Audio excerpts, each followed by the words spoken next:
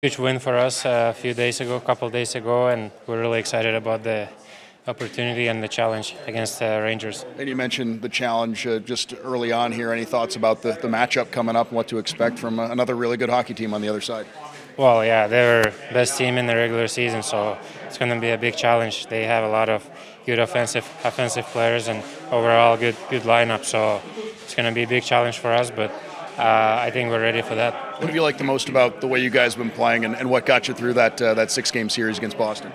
I think just the way we play, like our style of game and like our intensity and how hard we play, like that was the key for us. Like we just never stopped. We kept pushing, kept doing our thing, and I think that helped us to win.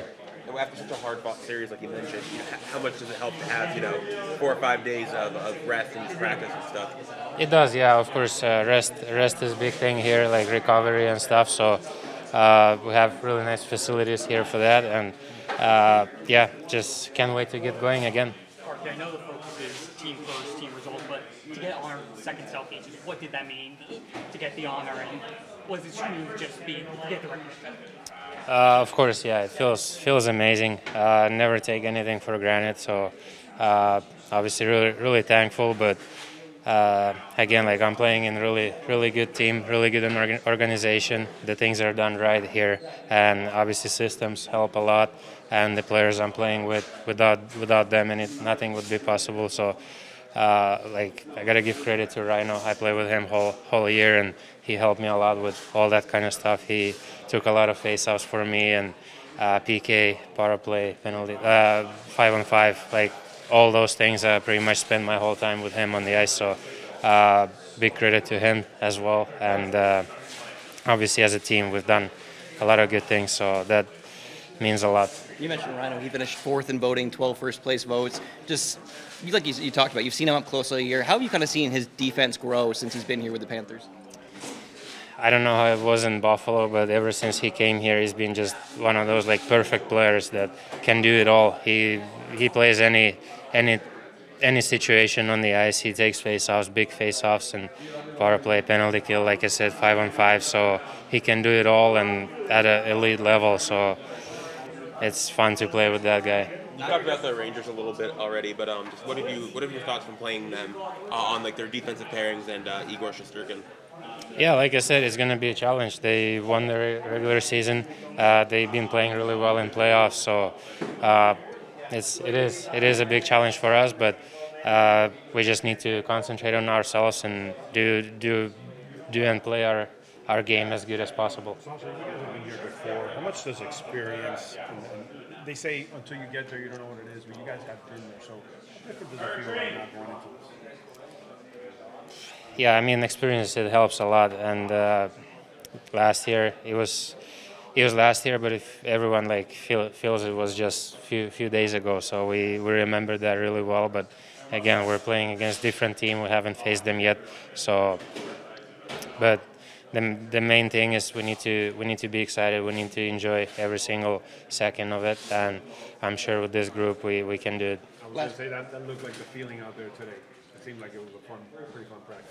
Yeah, we had a couple of days off, and I think at this time of the year when you have the day off, you just feel like, no, I need to get back on the ice and back with my teammates, and that's how we felt today. We're happy to be here and happy to work hard, and can't wait to go to New York tomorrow. Back to the selfie thing. It's the first time for me, and like it can't be more exciting. And you've seen what it's like, playoff atmosphere at Madison Square Garden. What can we expect as far as the atmosphere coming up there when you guys get going on Wednesday? Well, it's a loud building, we all know that, and like it's a special place to play hockey, so I don't think there's nothing better than playing against New York right now. What have you liked about the way you guys have played? What's gotten you to this point, and specifically what worked the most in that 6-game series win against Boston?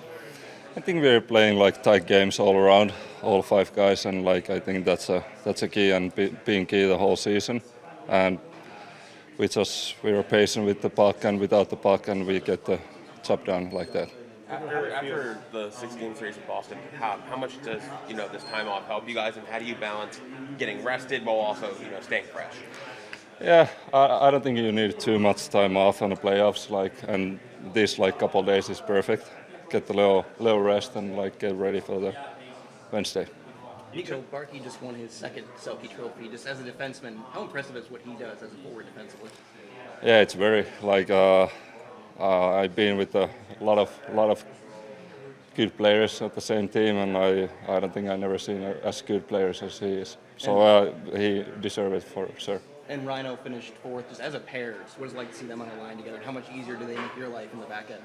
Oh, it's easy. Like Barkov is coming low every time, and like he's so good without and with the puck. So it's easy for us. So he wins the battles and like help us at the D zone. So yeah, it's for sure. It's like great to have him.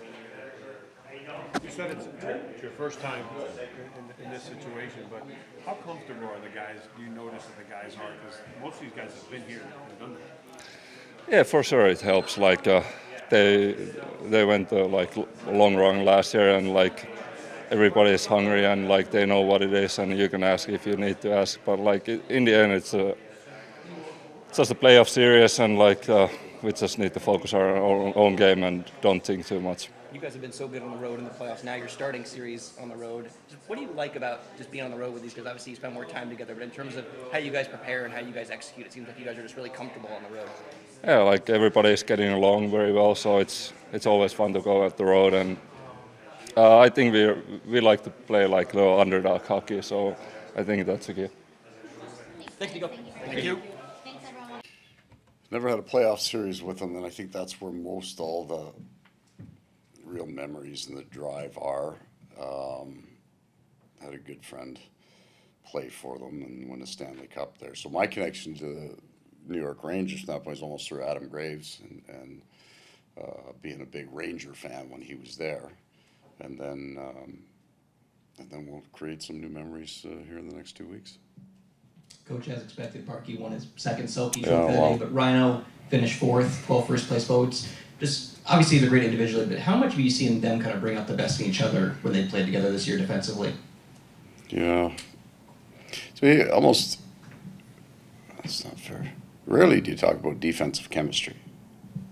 You just throw it into a bucket of hard work. Okay, they work hard, so they're good defensive players, but the reads, the sticks, the times, the penalty kill to be aggressive or not be aggressive, they're equally gifted offensively and defensively. That's a very rare thing. I mean, for Sam Reinhart to put up those goals, to get into that range, you've got to anticipate some plays, and sometimes you're going to be wrong, but you just don't see him on the video being wrong on a play he anticipated, and it's in your net, right? The other way they describe that is cheating, right? Average players cheat, great players anticipate. It's the same decision, just one's right, one gets it done, right?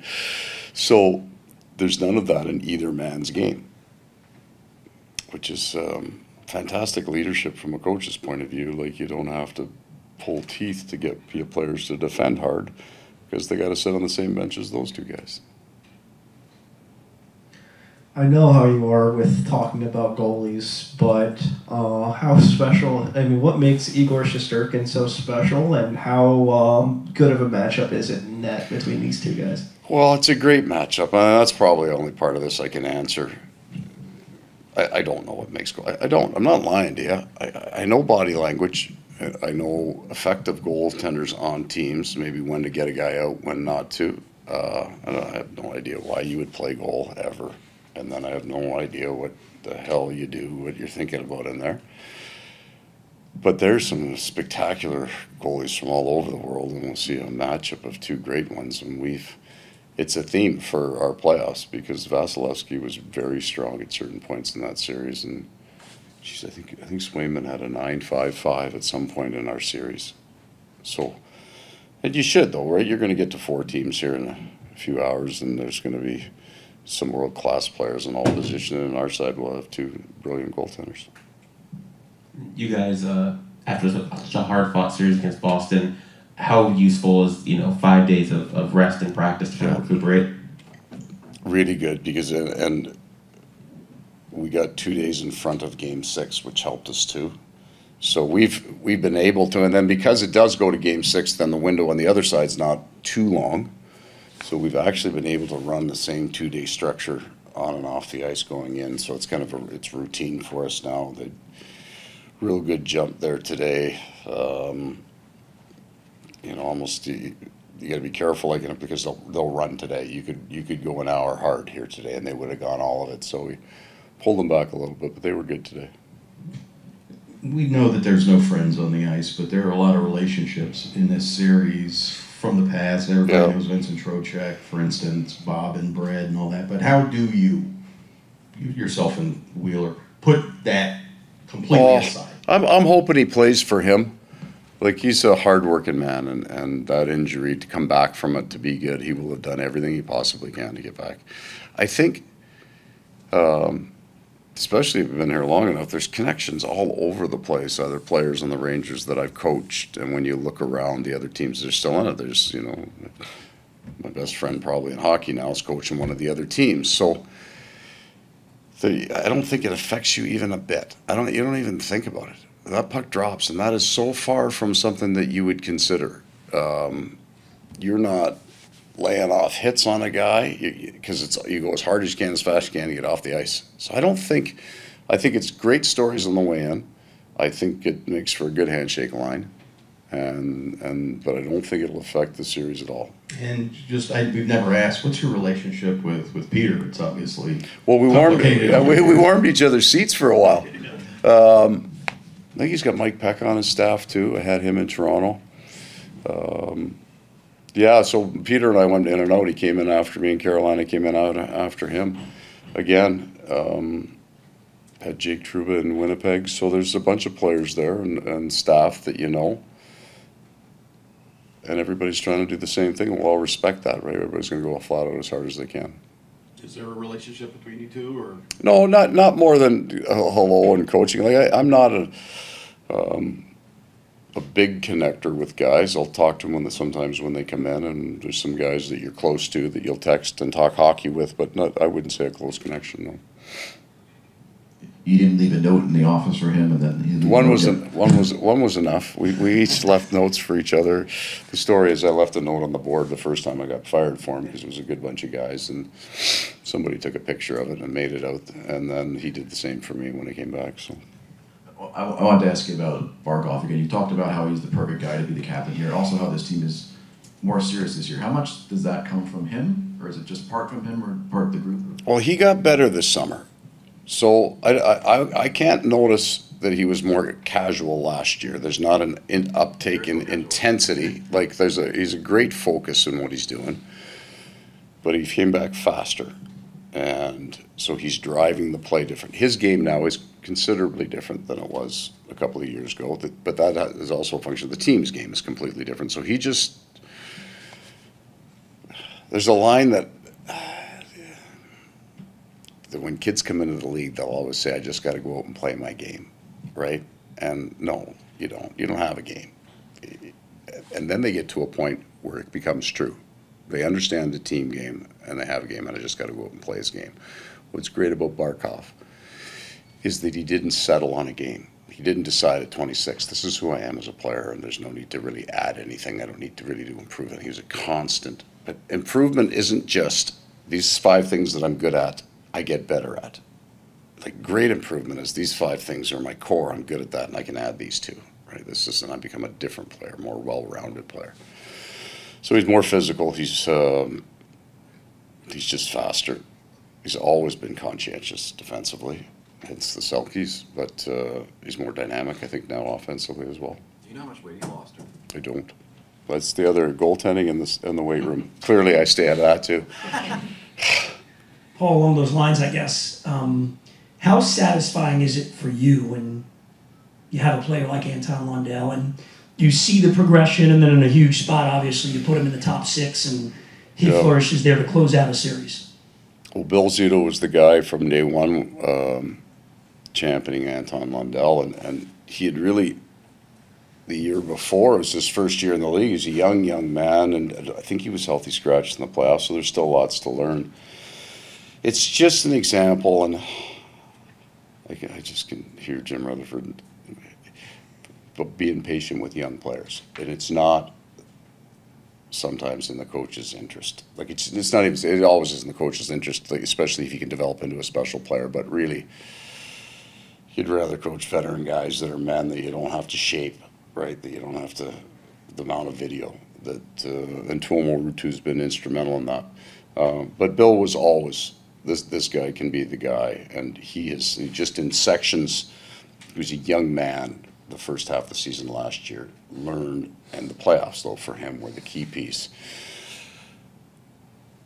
And I think this year it's almost the same thing. The first half of the year he was good. Sam Bennett was out for 13, so he was important. It went well for him, but he didn't have, so this year was a big year because he didn't have Reinhardt for the year.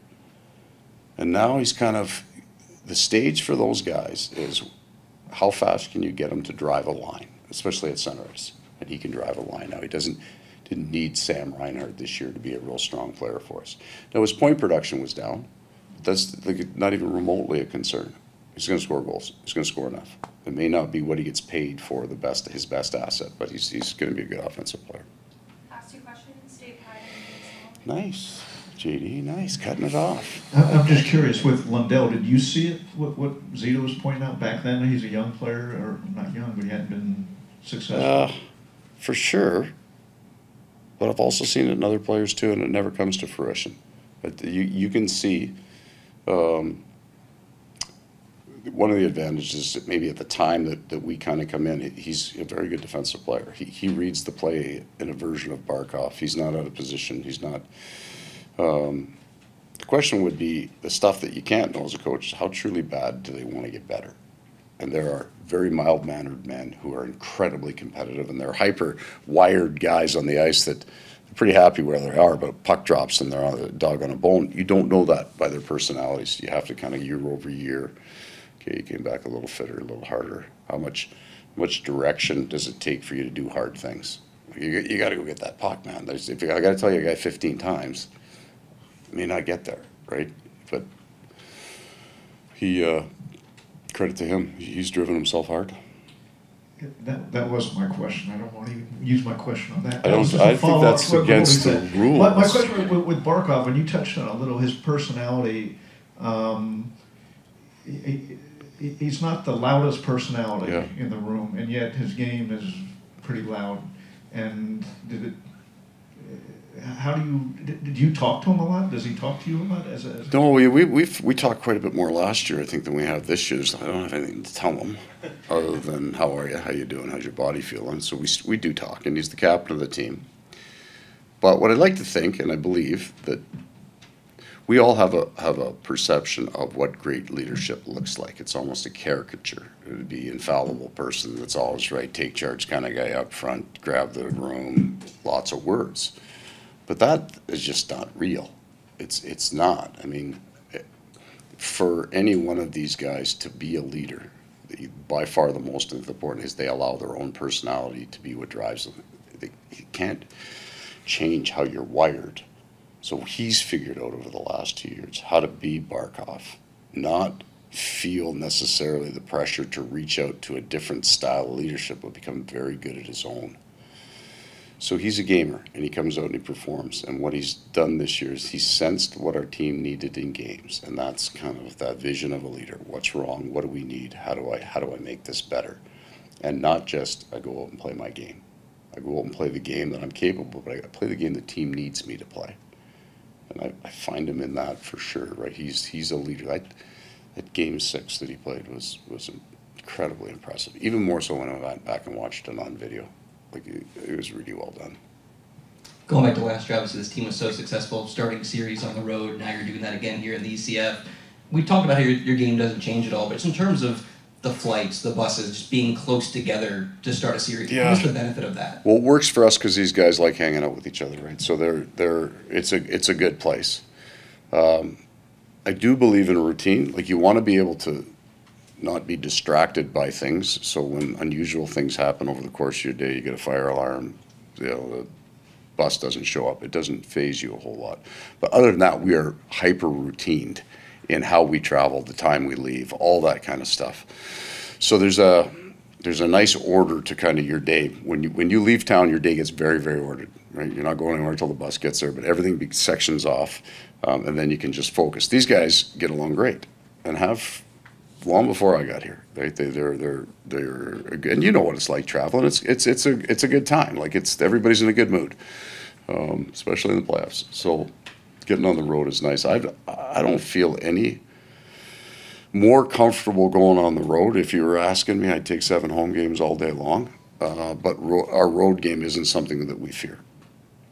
Thank you. Okay, guys. Thank you very much. Thank you.